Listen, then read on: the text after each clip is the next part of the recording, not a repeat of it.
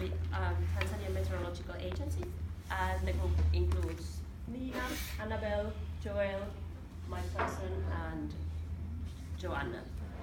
And in addition to the group in Finland, we had a similar group of students in Tanzania.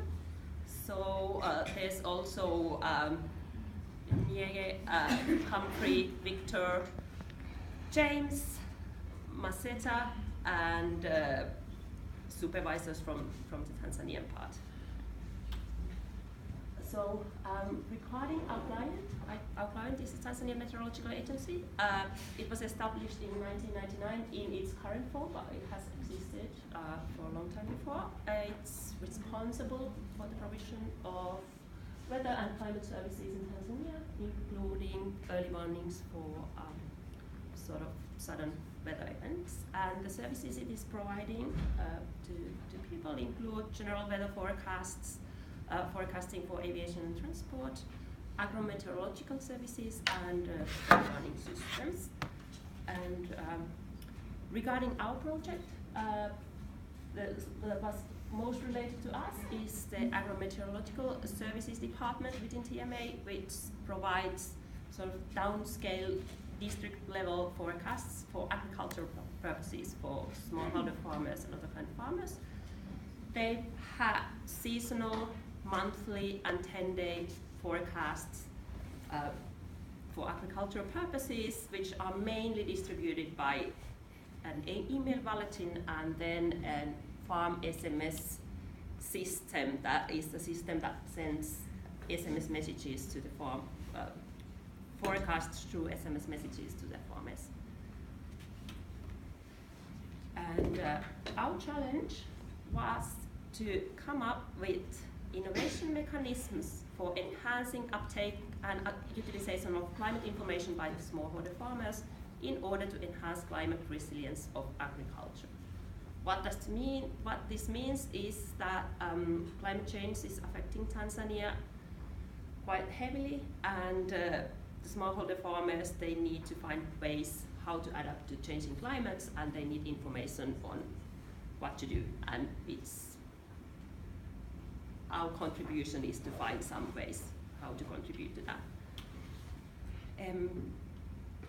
We started the whole process with it doesn't matter, with background research, and let's just say that like guiding concept for the whole process we did was user-centered design methods. So we really wanted to understand what the farmers, the users of the service or product, whatever we were going to design, what are their needs and how they see the issue. And that required, from our part, background research to understand the context of Tanzania, and then interviews with the farmers later on. The background research part, we did desktop study, but we also spoke through Skype with our client in Tanzania, with the Tanzanian students, and used different methods to collect information. Just to set a general background about Tanzania, it has around 50 million inhabitants. Its economy is highly reliant on agriculture, so most people get their livelihoods is in agriculture, and they are mostly smallholder farmers who are providing, who are producing for self consumption and maybe selling some extra products they might have, be it like agricultural crops or livestock on some occasions. They are heavily dependent on rainfall, so really a minor percent of the land is irrigated. And the smallholder farmers in general, we need to keep in our minds that there's really low level of education, and one of the studies we went through said around 25% didn't have any schooling at all. we did some research about the use of technology in Tanzania. We figured out that mobile phones are really widely used, and many even smallholder farmers, they use some sort of mobile services. And we are speaking now like the basic mobile phones, so no smartphones, but the basic ones. The internet usage is really low, and the farmers within the communities, they mainly, if they seek information for agricultural purposes, they mainly rely on the community, the neighbors, relatives, and to some extent radio. But the SMS messaging is something that is catching up nowadays. We figured out that the thing, this kind of weather information services is nothing new. So there are a lot of either agrometeorological services or sort of agricultural information services across developing countries, which use different mediums, radios, SMS messages, and also kind of extensive services, governmental offices, for example, who provide information related to agriculture in villages. There are different providers for these services, so governments are usually responsible of official weather forecasting kind of things, but then there are private initiatives through different network operations, even private firms, independent companies, or NGOs working in the field as well. And they can be either weather forecasting services or more integrated services about advice to farmers that include information about the markets, the finance, and like general what crops to plant and when. There were many examples, but one really good one which was able to show really good results was a project in 5 African countries that combined SMS message, combined radio shows with SMS reminders about the radio show, so that people would remember to go and listen to the radio, and there was more detailed forecasting and information about kind of advice on different farming practices, and it was shown that people who actually listened to those shows and got some additional support to their agricultural practices, they were able, the take-up of new practices rised up to 80% within the 80% of the farmers. So they have been really successful. From Tanzania, we found a couple of private sector initiatives, which there's different evaluations available, but the current status of the services is a bit unclear. So, in short, learnings about the background research and what to look when we really start doing the research with the users, where there's a need for highly accurate and localized information. We need to take into account aspects of low level of education and different languages spoken. There are people are using indigenous knowledge for weather forecasting, so how to take that into account. And in some of the evaluations, if there have been cost for the service, it had been kind of an issue that decreased the level of subscribers. We also did some stakeholder analysis. This was started in Finland and evolved in Tanzania.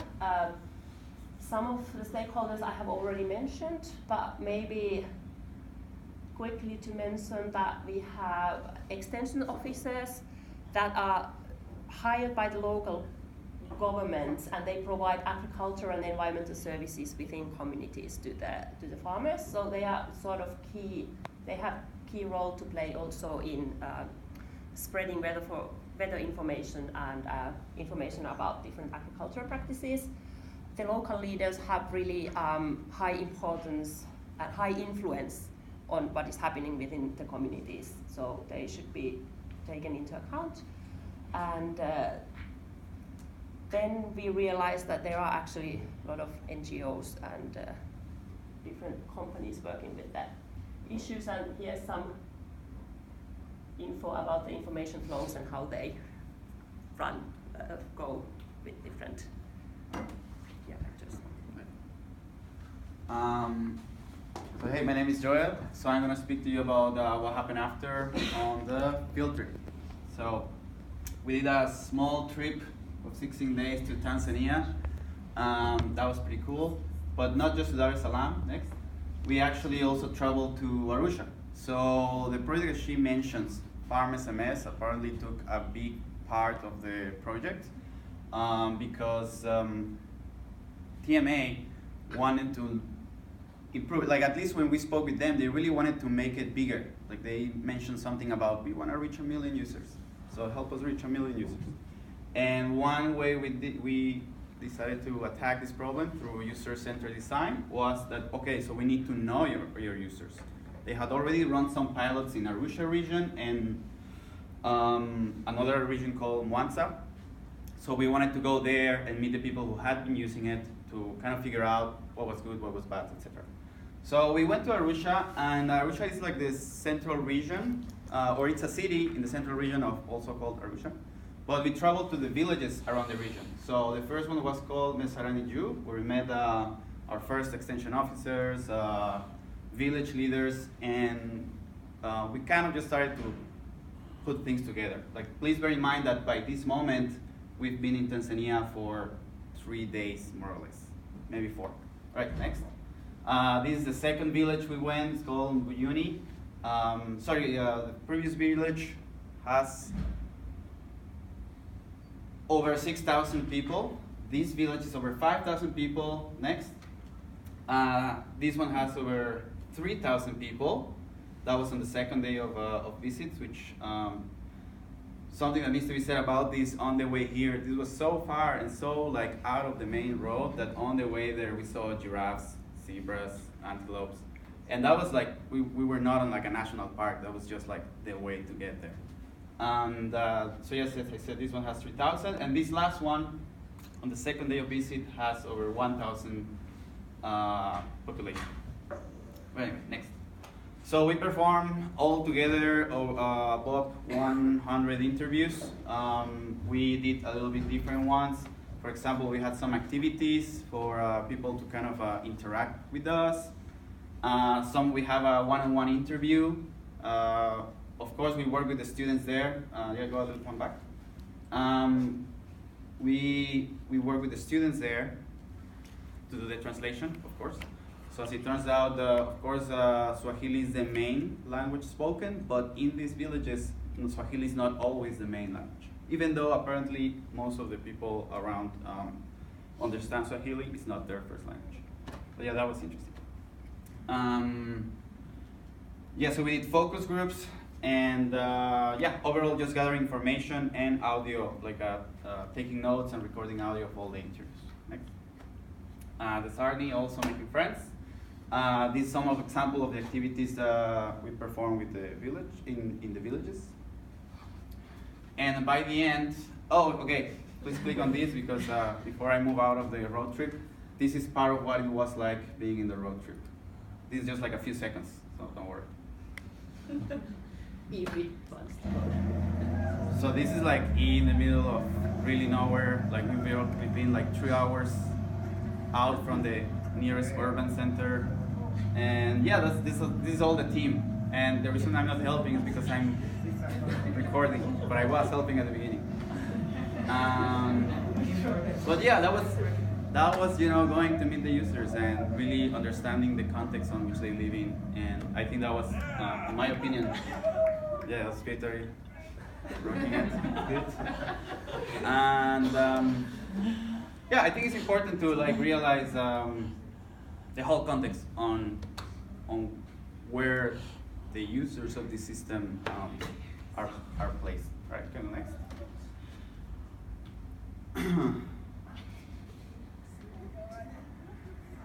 You can just click outside, I think. Oh. So the way this goes is that we got a ton of information, but like a ton. We were 2 days interviewing people, we had a ton of recordings, ton of notes. So one way we started thinking about this is like grabbing interesting things we heard, right? So one of them was traditional knowledge says that if there will be no rain, if our traditional knowledge there will be no rain, the TMA says in the message, in the SMS says it will rain, we still don't plant. So that for us like already struck a chord, right? Like, okay, so you can send us accurate messages as you want, but if people don't trust them, they're still not gonna follow the rule because they still trust their system better. Well, just before we move on, this was not a blanket though. Like this happening in one of the villages. I was very surprised. And then in another village, we tried to confirm this, and in a different village had a completely different opinion. They said like, no, we don't use our indigenous knowledge since like 1 generation ago. We want the new information. So it's not a blanket, like this doesn't represent all of the farmers, but it's interesting that it still exists. Another person who works with livestock said, I prefer to move to another place before selling my livestock. And this actually needs more context because I was interviewing one of these Maasai people tribe, and he mentioned this, and I was like, well, but you have so much livestock, like if you run out of food here, you need to go to another place. He was like, yeah, I will do that. It's like, well, what if the other place, it's private property? And he said like, no, we are Maasai, we need to feed our livestock, so I will fight the person if my livestock needs to eat. And some of our team members from Tanzania confirmed that this has been an issue, like a known issue in the past. Like some of the tribes, they don't care about the rules, or like they'll just still need to feed their livestock, and they will figure out how to. Next. This is from an extension officer.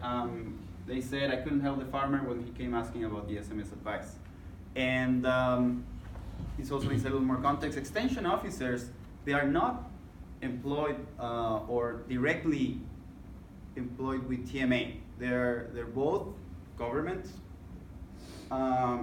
organizations, or they come both from government organizations, but they are their own thing. They are there to bring advice to local farmers. There's extension officers for farming or agriculture, where is it? There's extension officers for livestock. There's extension officers for something else. But TMA in their messages would sometimes add a text like, oh, we advise you to go visit your extension officer. But then the extension officer, since he's not working with TMA, they're not coordinated, they will get people to their office and say like, hey, the message said to come visit you, and the extension officer is like, well, I don't know what to tell you. There's no new information for me. So that's an issue. Next. And like I said, it's a lot of information to process. So we follow this idea of organizing by problem, needs, and observations. Some of the observations you can already start noticing from the quotes, but we basically listed all the problems, all of them. They were like, I can't even say like probably 100. Some messages get lost in transit, people who cannot read can benefit from the system. Sometimes the message itself is like not really understandable for a regular person or the extension officers. And there's even more problems. So this is like a very short list, but just know that there was a ton brought up by the users themselves, or like farmers themselves. Next. The same with the needs. They basically said, sorry, not all of them, but many of them said, we don't care about the temperature, we don't care about the humidity, just tell us when it's gonna rain. And I mean, obviously that's a little exaggeration, but basically that was very constant throughout all of the interviews. Like, yeah, all the information is nice, but what we really need is knowing when it's gonna rain. Like that's what we depend upon. The rainfall information needs to be geographically accurate. That's in the context of TMA as an organization can only do so much to say, it will rain in this village. Like as this has per our understanding up until today, they cannot. They can say, all right, this region, in Arusha region, it will rain. Maybe a little northern Arusha, it will rain. But they cannot go as deep down to say, like, in this village, it will rain. And that was a problem because since the people receiving the message don't know about the context of how this message is made. When it says it will rain, they really think they're saying it will rain here where you are. So there's a little mismatch on the expectation on the accuracy of the geography. 10 minutes. Yeah, thanks. So I'll move a little faster. Same with observations, which I really mentioned already a lot of them. And so we consider a little further. And we did an ideation process. Many of us in the team come from the user-centered design or design thinking. So, this just means we just put on a lot of ideas. It's kind of like a fun exercise where you just write down a problem and think about as many crazy ideas as you can. For example, get loud music cards to share information in the big speakers. Like, I don't know, just we wrote down all the crazy ideas we could get, and then we tried to organize them. So once we had all these crazy ideas kind of put together, we tried to categorize them. Maybe that's the wrong word. But what we came up is that there's 3 key things happening in this context. There's an issue with how the message are sent. There's some technical problems that we are not getting into this presentation, but there's technical issues with the system. The way the information is presented is not clear for the people receiving that information. And ultimately, people don't have enough context to trust it. So what we decided is to attack these 3 key items, and if we could work around these 3 key points, we would come to something good. So yeah, this is a little example of each. For example, trust. Reliable and user-friendly services will get a more user base. So even if you want to reach 1 million people, if you continue with the current system, you're just not going to get it because people don't trust it. Communication. The people need to have context. They need to know where it's coming from, and it needs to be relevant for them, for the specific person receiving it. And there's different ways to send information. Right now they work a lot with SMS, but maybe they should consider working with a new one. We'll get to that. This is a quick side note. While we were there, we also spoke with a few different stakeholders, the Finnish embassy, the Vodacom engineers and marketers. We arranged a meeting with the offices there. That was really nice. Vodacom is like the DNA there, like they're the mobile phone company there. TMA employees and school heads of the University of Dar es Salaam. So I'm running super quick now because we're running out of time. But Finnish embassy, this was just a quick presentation. They presented a few names of other NGOs working around there, so that, something to explore. Tanzania Meteorological Agency, they gave a little more information on the technical problems they're facing. Worth noting that their head, our client's mind, is on the technical side. Like, they really hadn't paid too much attention on the user, on the farmer side. They just wanted to think of a technology solution that would fix all the problems. But that was good that we spoke with them, and we got a lot of information. Vodacom was really cool because we discussed other technical possibilities besides SMS. We won't get into this right now, but they did offer like really nice information, like tech information on what's possible today in Tanzania. So that was really nice. And here we met with the college dean of ICT. They are working on other projects, nothing specifically directly related, but some ideas came out of there. And the climate school headmaster, which with him we spoke more about his general opinion on Tanzania being affected by climate change. So now, these are some of the biggest solution or most relevant solutions we decided, right? Like the first thing was that farmers want to be heard, but currently they are not really doing anything to collect feedback. Funny enough, their current system to send SMS already supports receiving SMS. They just haven't really paid attention to it. So we're proposing that they put this ability that they already have into effect and make it part of their overall meetings. So if somehow they can receive information from farmers, be it good, be it bad, organize it a little bit, categorize it, and then write a report and keep it in their weekly or monthly meetings. That already would help a lot in the short term. Another idea we wanted to work with is the SMS has a limitation. But based on the previous projects we researched, there's already enough evidence to believe that the use of radio could be more useful and could reach more people. One thing they did in a previous project that had very nice results was combining it. So instead of using SMS to show all the information, they would use the SMS to remind people, hey, the weather show is about to start. And then people would go and turn on the radios and listen to all the news about what's happening. Moreover, it could be used as general announcements. Like right now, TMA and radio have a very simple relationship on which TMA just simply sends out the forecast for the regions, but it could go further.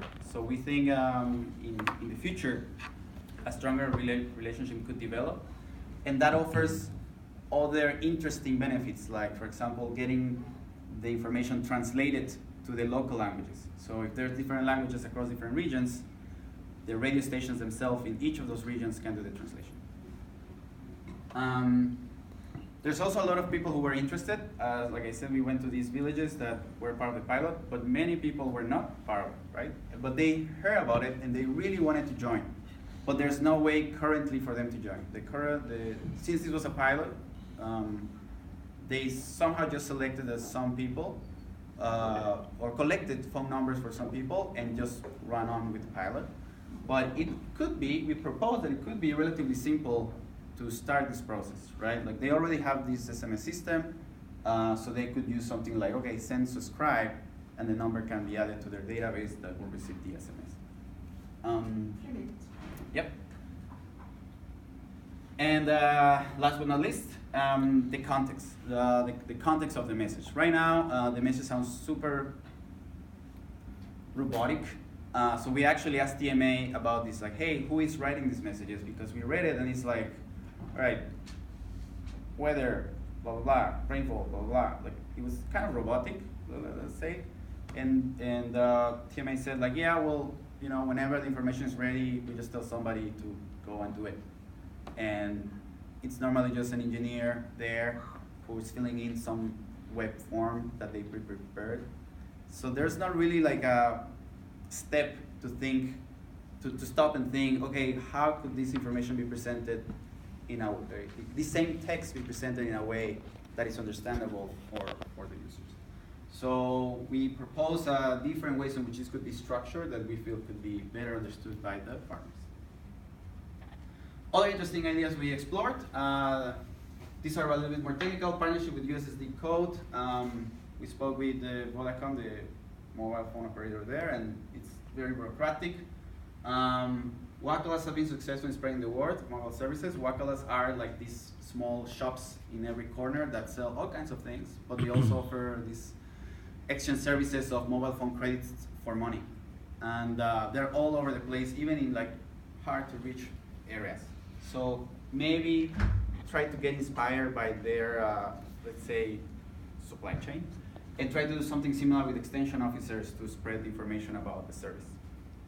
And one idea that we think could be also very interesting, the information and communication technology school or college in University of Dar es Salaam.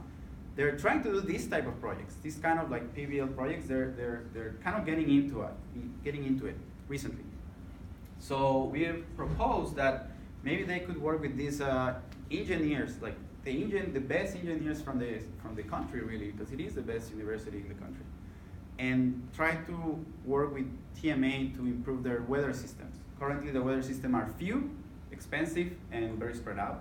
So could there maybe work with the students to develop a low-cost technology to collect micro weather information data? Anyway, that's another interesting idea to explore, and we detail it more in the document. But this is all for us. There was a lot more to cover, but time is limited. So I hope you liked the presentation, and please have any questions. Thank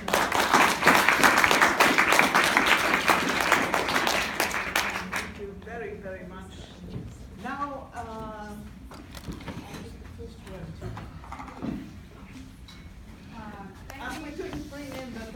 meteorological agency. So Nina is the meteorological agency here. I will try to be. Hey, thank you so much, team, and thank you for the really excellent work. It's been a few months, but incredibly intense. It's not only all the context, but also the collaboration, the setting up of the field trip, the collaboration with the local students, the local partners, being able to find and access the information and setting all of this up. So I think it's a really extensive work that you've done. So first of all, thank you so much for all of you. The TMA, of course, is not here today, but as Pietari was filming here and others know, we will continue to send the information to them and be in touch in terms of the follow-up for this project and the results that you found. Also taking into account that the local students there are still working on the same case with you and on their own for the next few months. So we really hope to see some further progress in the years to come and follow-up steps to the project and activities. On the presentation, I had so many questions, and especially the ending phase, because there are so many things that you are presenting as options for next steps and potential solutions. I think having heard a little bit more of the background that you have been investigating in the past few weeks, it sounds like there is this. I really like the triangle that you put in place with the trust, communications, and dissemination, and it's a matter of finding a solution that really hits on all of those facets, in a sense, like putting it together in a technical solution is obviously not going to be sufficient. And I think that's already a really important finding, taking into consideration that I think that TMA first approached us with a request to work on a purely technical solution, I suppose. So here already, I've been working with the TMA and coming to this point of realizing that it's going to be something quite much more demanding in a sense, is already a major step forward to find a solution. Now, when I think of your work, one of the questions I had for you is you've been working on this with the TMA. How do you feel that your collaboration with them has, how has it changed the mindset of the organization there? What does the TMA perhaps see as potential that they can actually do here? One of the questions that comes to my mind is that you are presenting a feedback loop, for instance, with the customers from the farmers. And the first question would be, do you think that TMA has the capacity to analyze this type of feedback or to react on this type of feedback? What does this entail for the organization itself as a first step before even going into building something of a stronger collaboration with the other stakeholders? So what does TMA, for instance, as a first step need to do to enhance their own capacity to respond to this? So the first question is how they feel in general. We had a similar presentation while we were on the field trip. So the last day of the field trip, we had a small presentation where TMA was there with the head of TMA, or a person higher in the TMA system. I think they took it very positively, personally. Also other people can comment there, but I feel even through the field trip, a couple people from TMA were always with us, some of them as students, some of them as helping organizing, and I think through the interviews, through showing what we are finding, they realize that the problem is in fact not so technical. They still keep in mind more than technical. I would say they have a cost-effective solution, and they think technology is the way to go. It's a key part on finding a cost-effective solution. But I think we did a good job on that final presentation to kind of open their minds a little bit to say, hey, maybe there's another way, to go about this. And regarding cost effectiveness, I really think that they were looking for no-cost solutions. And one thing is that it isn't possible. Like, even simple things as the feedback, it still requires human resources to actually go through the information and process it forward and so on. So, like, all solutions have some sort of cost, even if the financial cost would be relatively low. Yeah. But like, I think that's one of the findings, that you cannot have something that doesn't cost anything at all. You had the other question of implementing the feedback. So the way we are describing, like, and this will be in the final document, the way we're describing it is we're thinking more about short-term and long-term solutions, whereas short-term is things that should be pretty straightforward to implement. It doesn't require any relatively high investment of either time or money. So when we propose this idea of a feedback, it's the first iteration or the first version of this should be something simple, right? Just the idea of getting somebody to actually look at the feedback system, which already exists. Like I said, there's already the ability in their system to receive their messages, and they commented that sometimes they receive the messages by accident, maybe some farmer answering the message, but they just don't look at it. So in the super basic first version of this solution is just saying, look at it, maybe there's something interesting there. Obviously, when they would announce it to the world, they will start getting more, and it's a different discussion on how much they want to spend time on. But it is my belief, like our belief, that it shouldn't take too much resources to do the first step. And then they can make their own decision on if they want to move it forward or not. Okay, and regarding that capacity to process the feedback on TMA side, it's immediately linked to perhaps engaging the extension officers. Now, what do you see as major difficulties in engaging a closer relationship between TMA and the extension officers network, because that seems to be at the heart of the problem? Yeah, well, I'll mention something, but anyone can jump in, is that it's a problem. It's a problem because TMA, I think correctly, stated to us several times they don't work for us. We kind of hinted at these type of things when we were there, and their answer was always kind of like, well, we're different organizations, like they don't work for us, we don't work for them. We have somewhat a relationship because we went there during the pilot and met some of the extension officers during the pilot. I would argue that sometimes only once, and that's as far as the relationship goes now. I think we agree that I think that there have been some projects, for example, to train the extension officers in the past, but those are like non-continuous. Right, but that's things. NGOs. Also with the TMA. All right. But I don't want to get into that right now. Because. So the relationship, it's kind of there, but it's maybe not as permanent and constant than it could be. Yeah. And actually one of the solutions was to sort of strengthen the existing contacts with the extension officers. And so yeah, like that's the ideal way. But like if your question is how do they feel about it, like today, honestly, I don't know if they would go for it. We're still bringing it up. We still think it's valuable. We think it's the right way to do it. But how much are they, like that was your question, right? Like how much are they willing to move in that direction?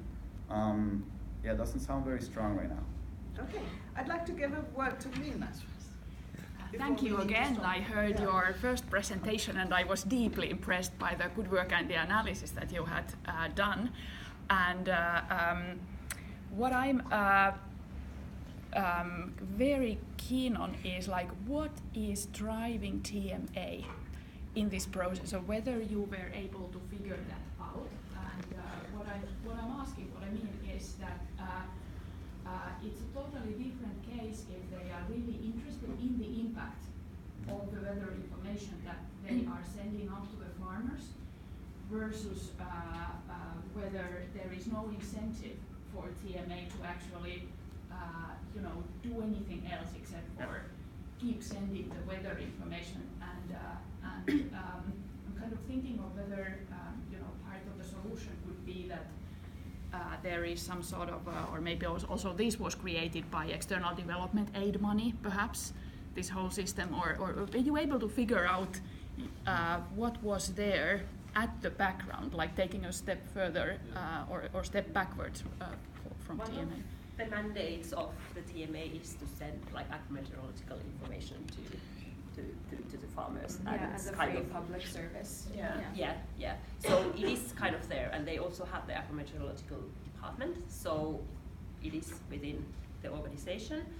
Whether they are actually interested in the impact or the spread of information, that is something that we might have not been able to figure out so deeply. And the Farm SMS project has been also a cooperation project with university students. There has been 2 versions of it, and it's kind of pilot.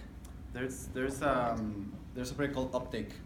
So it's a project that spans several countries in Africa, and they try to do different projects in the area of agriculture or better use of agriculture. So TMA falls under that project. This is a continuation of this. I think it started in 2016 or something, probably earlier. Maybe somebody correct me if I'm wrong. And that's where the idea comes from. So this is a continuation project. How?